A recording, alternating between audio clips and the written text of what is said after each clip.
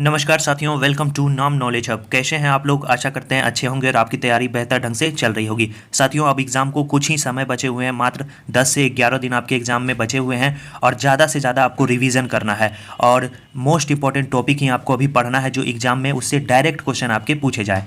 आज की इस वीडियो में हम लोग चर्चा करेंगे कि बिहार स्पेशल।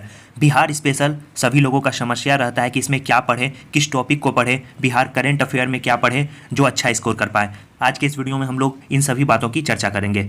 तो चलिए आपको बता दें कि बिहार स्पेशल से 35 क्वेश्चन आपके एग्जाम में पूछे जाते हैं। 30 से 35 प्रश्न आपके एग्जाम में पूछे जाते हैं, जिसमें बिहार स्पेशल के क्वेश्चन रहते हैं, साथ साथ बिहार करंट अफेयर के भी प्रश्न आपके एग्जाम में पूछे जाते हैं। क्योंकि साथियों, बहुत बड़ा सिलेबस है और सिर्फ अभी आपको वही पढ़ना है जो एग्जाम पॉइंट ऑफ व्यू से काफ़ी महत्वपूर्ण है। तो चलिए एक एक कर जानेंगे कि क्या क्या टॉपिक को आपको पढ़ना है। सबसे पहले हम लोग बिहार की शुरुआत करते हैं। तो ये आपका बिहार स्पेशल क्विक नोट्स है और इसी में हम लोग देखते हुए चलेंगे।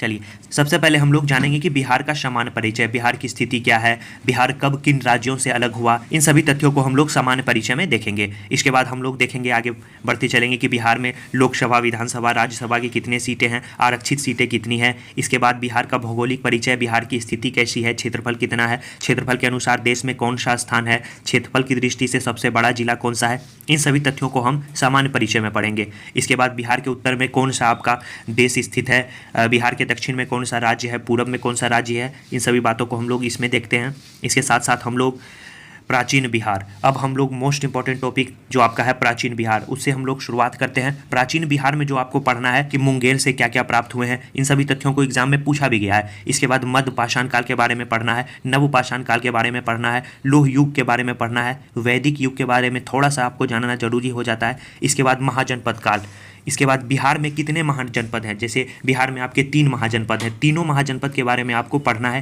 क्योंकि एग्जाम में वहाँ से डायरेक्ट क्वेश्चन पूछे जाते हैं। जैसे अंगा आपका हो गया, वज्जी हो गया, इसके बाद आपको मगध साम्राज्य हुआ। ये तीनों महाजनपद के बारे में आपको पढ़ना है। इसके अंतर्गत कौन कौन से वंश आते हैं, जैसे आपके हाल ही में एएओ के एग्जाम में पूछा गया था कि सिकंदर के आक्रमण के समय जो है आपका नंद वंश में कौन सा शासक था। इसके बाद हम लोग मौर्य वंश से संबंधित तथ्यों को पढ़ेंगे क्योंकि एग्जाम में क्वेश्चन पूछे जाते हैं। बिंदुसार, अशोक के बारे में पढ़ेंगे कि अशोक के जो सब अभिलेख है वो बिहार के कहाँ से प्राप्त हुए हैं। इन सभी तथ्यों से एग्जाम में क्वेश्चन पूछे जाते हैं। प्राचीन बिहार में सिर्फ और सिर्फ हमें इन सभी तथ्यों को ही पढ़ना है। इसके बाद मध्यकालीन बिहार में हम लोग बख्तियार खिलजी के आक्रमण को पढ़ेंगे। इसके बाद हम लोग मध्यकालीन बिहार में इल्तुतमिश के बारे में पढ़ेंगे, अलाउद्दीन खिलजी के बारे में पढ़ेंगे, तुगलक काल के बारे में पढ़ेंगे। इसके बाद हम लोग शेरशाह सूरी के बारे में हम लोग पढ़ेंगे क्योंकि बिहार से संबंधित है, एग्जाम में क्वेश्चन पूछे जाते हैं कि शेरशाह का मकबरा कहाँ स्थित है। इसके बाद शेरशाह का विलग्राम की लड़ाई, चौसा का युद्ध, उसके बाद सूरजगढ़ की लड़ाई, इन सबसे क्वेश्चन पूछे जाते हैं। शेरशाह ने सुलेमान आपको करानी को बिहार का मुक्ता नियुक्त किया था। ये सब क्वेश्चन प्रीवियस ईयर में पूछे गए हैं। इन सभी चीज़ों को जो है आपका इस नोट में संकलित किया गया है। लगभग जो है आपका 101 पेजों का ये नोट्स है, जिसमें अभी करंट अफेयर हम शामिल नहीं किए हैं। इसमें करंट अफेयर भी आपका शामिल होगा, जिसमें आपको जनवरी से लेकर अगस्त तक मंथली करंट अफेयर शामिल किया जाएगा। इसके बाद जहांगीर के बारे में हम लोग पढ़ेंगे, बिहार और सिख के बारे में पढ़ेंगे। क्वेश्चन पूछा गया था कि बिहार सिख धर्म के प्रवर्तक गुरु नानक देव बिहार भ्रमण पर आए थे तो वो कहाँ कहाँ गए थे। देखिए, गया में गए थे, राजगीर में गए थे, पटना में गए थे, मुंगेर, उसके बाद भागलपुर, कहलगांव, राजमहल की यात्रा किए थे। इसके बाद सिखों के 9वें गुरु तेग बहादुर बिहार आए, वो कहाँ गए, वो सासाराम, गया, पटना गए। सिखों के 10वें गुरु गुरु गोविंद सिंह का जन्म कहाँ हुआ था, पटना में हुआ था।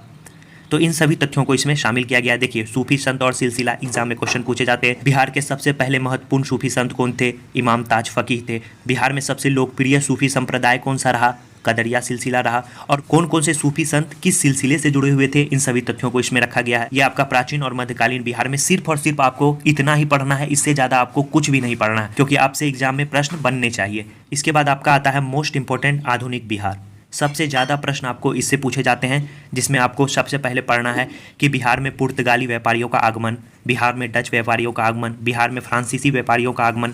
इसके बाद बिहार में डेनिश व्यापारियों का आगमन कब कब हुआ, बिहार में ईस्ट इंडिया कंपनी का आगमन कब हुआ, कहाँ कहाँ इन्होंने अपनी फैक्ट्री स्थापित की, इन सभी के बारे में आपको पढ़ना है। इसके बाद आपका आता है 1857 की क्रांति।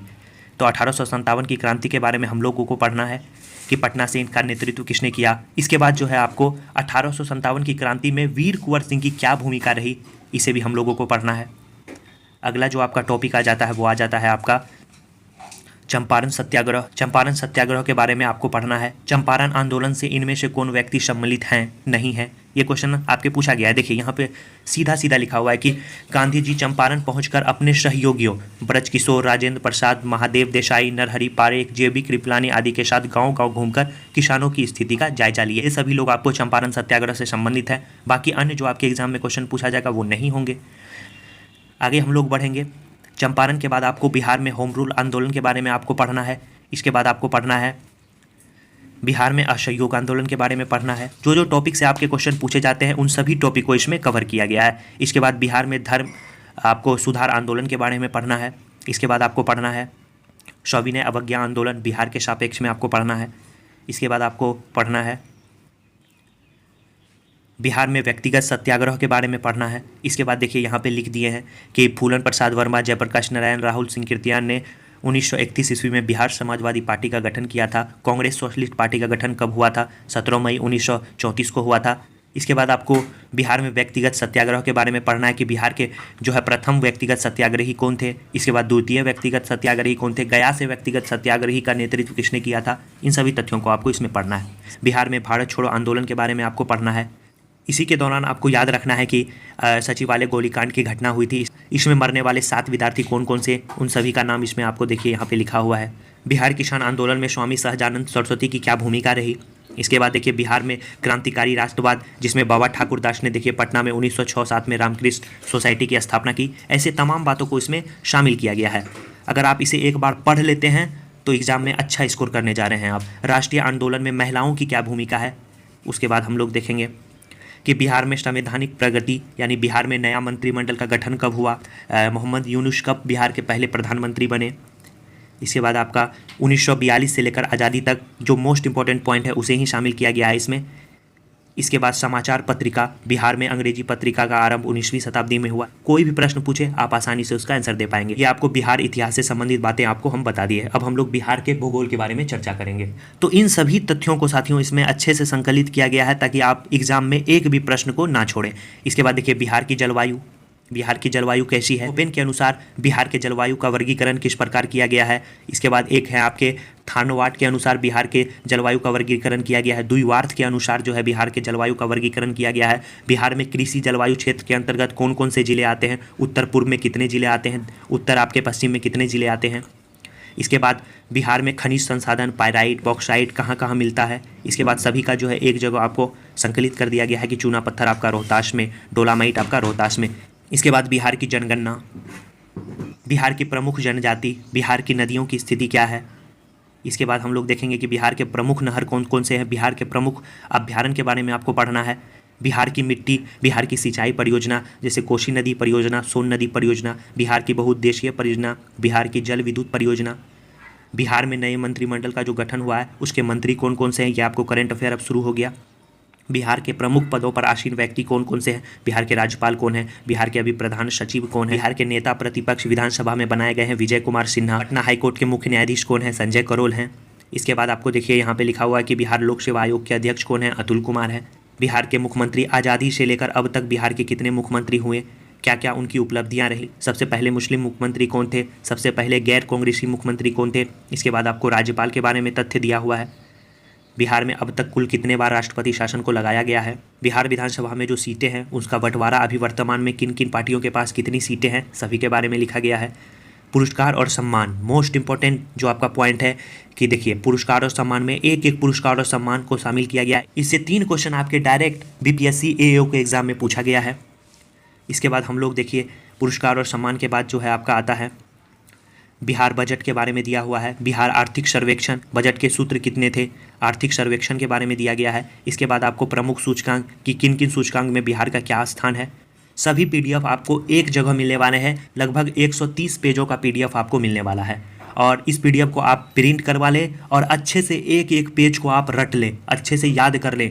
बीपीएससी के अलावा बिहार स्पेशल से संबंधित अगर बिहार के कोई भी एग्जाम में प्रश्न पूछा जाता है तो आप उसका आसानी से आंसर दे पाएंगे। और 68 बीपीएससी की भी जो तैयारी कर रहे हैं उसके लिए भी यह पीडीएफ काफ़ी ही लाभप्रद होने वाला है। इसके बाद वन स्थिति रिपोर्ट, बिहार में वन का आवरण, साथ साथ हम लोग बिहार में परिवहन के बारे में भी चर्चा है। इसके बाद आपका संयुक्त राष्ट्र यूएन से भी क्वेश्चन आपके एग्जाम में पूछे जाते हैं कि भारत इसका कब अस्थायी सदस्य बना, अभी वर्तमान में यूनाइटेड नेशन के अध्यक्ष कौन है। इन सभी तथ्यों से आपके क्वेश्चन पूछे जाते हैं। देखिए सभी बातों को इसमें संकलित किया गया है। सुरक्षा परिषद, यूएन में भारत के अस्थायी प्रतिनिधित्व कौन कौन से थे? पहले थे आपके समरेंद्र नाथ सेन, वर्तमान में आपके रुचिरा कंबोज हैं। मोहम्मद हामिद अंसारी एक ऐसे उपराष्ट्रपति थे जो यूएन में भारत के अस्थायी प्रतिनिधित्व भी रह चुके थे।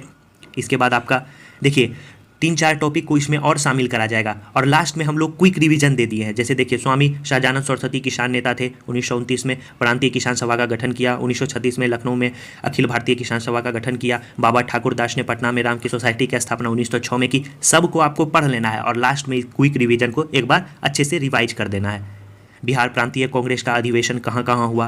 प्रमुख महिला जैसे प्रभावती देवी जयप्रकाश नारायण की पत्नी, राजवंशी देवी डॉक्टर राजेंद्र प्रसाद की पत्नी, भगवती देवी डॉक्टर राजेंद्र प्रसाद की आपको बहन। इसके बाद आपको राम प्यारी देवी जगत नारायण लाल की पत्नी। इसके बाद अंग महाजनपद का पूर्व नाम क्या था? फारुखसियर का पटना में राज्याभिषेक कब हुआ? द्वितीय सत्याग्रही गया में सत्याग्रही, नालंदा में सत्याग्रही। इसके बाद भारत छोड़ो आंदोलन के दौरान जयप्रकाश नारायण किस जेल से फरार हुए थे? इसके बाद आपका पटना विश्वविद्यालय की स्थापना कब हुई थी? पटना कॉलेज की स्थापना कब हुई थी? यूनेस्को विश्व विरासत स्थल में बिहार के कितने स्थल शामिल हैं? बिहार में रामसर स्थल जो आपका कांवर झील है एकमात्र रामसर स्थल है, कब शामिल हुआ? बिहार के जीआई टैग प्राप्त वस्तुएं कौन कौन सी है, कब उन्हें जीआई टैग मिला? सभी को इसमें अच्छे से लिखा गया है। मार्केट में बहुत सारे आपको बिहार स्पेशल से संबंधित नोट्स मिल जाएंगे, लेकिन इतनी जानकारी आपको किसी सिंगल नोट्स में नहीं मिलने वाली है, इसकी गारंटी है। बिहार में प्रमंडल, कौन कौन से प्रमंडल के अंतर्गत कौन कौन से जिले आते हैं? इसके बाद उत्पादन में प्रथम आपका गेहूं के उत्पादन में बिहार का कौन सा जिला प्रथम स्थान है? इसके बाद आपका पर्यटन स्थल के बारे में दिया गया है, कौन कौन से पर्यटन स्थल कहाँ स्थित है? हथकरघा उत्पाद। इसके बाद लास्ट में प्रमुख पुस्तक और लेखक को भी आपको शामिल कर दिया गया है। ये आपका बिहार स्पेशल से बाहर है लेकिन आपको शामिल कर दिए गए हैं क्योंकि क्वेश्चन पूछा जाता है। प्रमुख पुस्तक और उसके लेखक, जैसे आपके एग्जाम में क्वेश्चन पूछा गया था अनहैप्पी इंडिया। अब बताते हैं कि इस पीडीएफ को आपको लेना कैसे है। इस पीडीएफ को लेने के लिए आपको इस नंबर पे पेमेंट करना होगा 8083813090। इस पे आप कॉल मत करिएगा क्योंकि कॉल आपका रिसीव नहीं होगा। इसके बाद स्क्रीनशॉट जो है आपको इस पे करना है 7562821430 व्हाट्सएप ओनली। सिर्फ व्हाट्सएप पे करेंगे, कोई भी समस्या होगा आप हमें टेक्स्ट करेंगे, आपको तुरंत उसका जवाब मिल जाएगा। पेमेंट करने के 1 घंटे के अंदर जो है आपको पीडीएफ आपके व्हाट्सएप पे भेज दिया जाएगा पीडीएफ के फॉर्म में। अब बताते हैं कि इस पीडीएफ का प्राइस कितना रखा गया है। काफ़ी ही मिनिमम फी रखा गया है कि हर स्टूडेंट के पास ये पीडीएफ पहुंच सके, क्योंकि एग्जाम का अंतिम समय है और अंतिम समय में आप बेहतर से बेहतर रिवीजन कर सकते हैं। तो इस पीडीएफ का मात्र और मात्र प्राइस रखा गया है मात्र 51 रुपये। मात्र 51 रुपये में आप 130 पेज के शानदार पीडीएफ को ले सकते हैं। इससे सस्ता आपको कुछ नहीं मिलने वाला है। अगर आप कोई भी बुक लेने जाते हैं तो उस बुक का प्राइस आपको 100, 150, 200, 400, हम चाहते तो इसका प्राइस 100 भी रख सकते थे और आप लेते, क्योंकि इसमें कंटेंट अच्छा है जो आपके एग्जाम पॉइंट ऑफ व्यू से महत्वपूर्ण है, आप जरूर लेते। लेकिन 100 नहीं, मात्र 51 रुपये, ताकि सभी स्टूडेंट इस पीडीएफ को बाय कर सके, ज़्यादा से ज़्यादा लोग इसे लें, पढ़ें और गारंटी है एग्जाम में आप अच्छा स्कोर करने जा रहे हैं। तो पीडीएफ को लेने के लिए आपको बताएं इस नंबर पे आप पेमेंट करें और इस नंबर पे आप स्क्रीनशॉट भेजें। आपको पीडीएफ 1 घंटे के अंदर आपके व्हाट्सएप पे सेंड कर दी जाएगी। तो इस वीडियो को दोस्तों और ग्रुप में ज़्यादा से ज़्यादा लोग शेयर, ताकि अन्य लोगों को भी इनकी जानकारी मिल सके और ज़्यादा से ज़्यादा वो लाभ उठा सके। चलिए साथियों, मिलते हैं ऐसे ही धमाकेदार वीडियो के साथ नेक्स्ट वीडियो में। तब तक के लिए धन्यवाद साथियों।